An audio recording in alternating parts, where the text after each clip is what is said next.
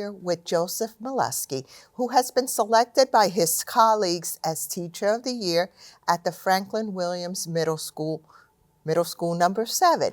It's a pleasure to see you here today. I've seen you in action at the school.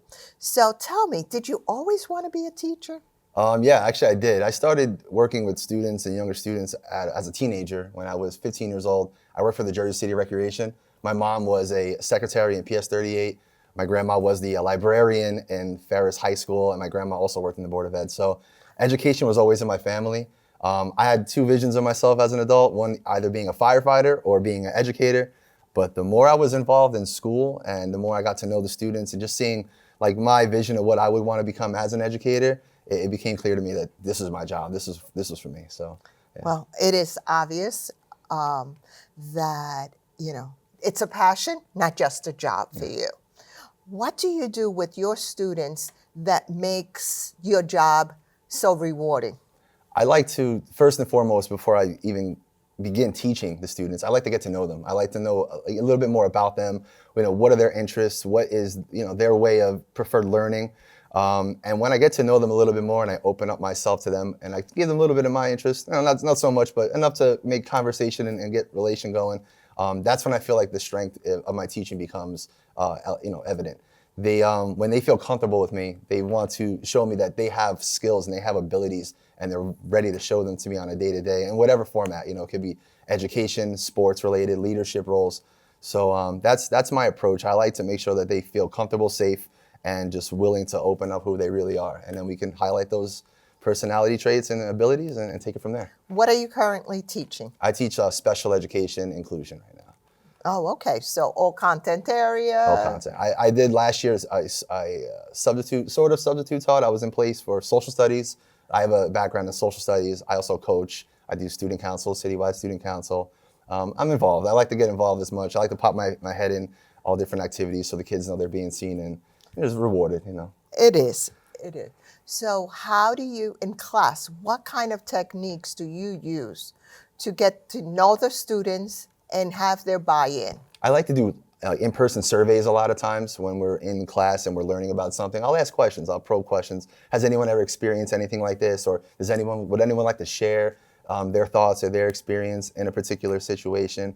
I also like to use humor. I'm not like a comedian up there or anything like that, but I like to make sure that, class is just not information, lecture, and, just nonstop overflow of information. I'm with my class all day as an inclusion teacher, so I need to make sure that they feel entertained at some point. So I make a couple of jokes here and there, content related, of course, and just kind of make the day lighter and make the day not so draining on the student educationally. But the goal is, and everyone knows in the room, we have an objective, we're gonna see it through, but it doesn't mean we can't have a little bit of fun while we do so.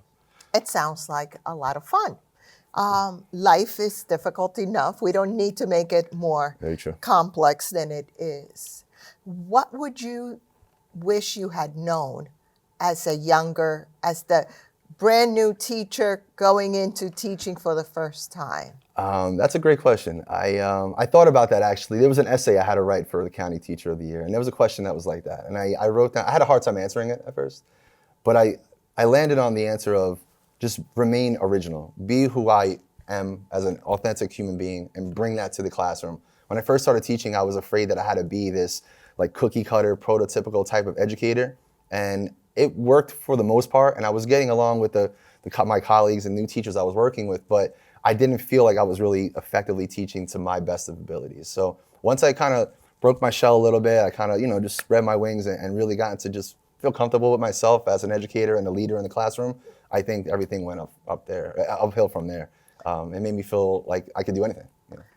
Obviously, you can. Yeah. You work in a school that's predominantly Hispanic. Yes.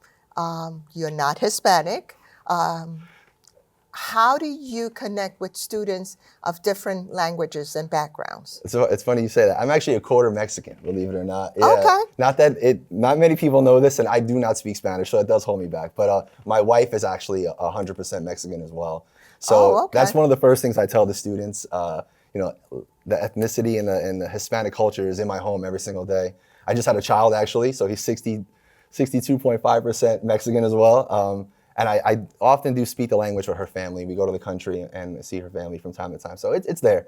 So I like to use my personal experience and let them know that I am familiar with your food, your culture, your dance, and I try to embrace everyone's culture, and I let them know a little bit about mine.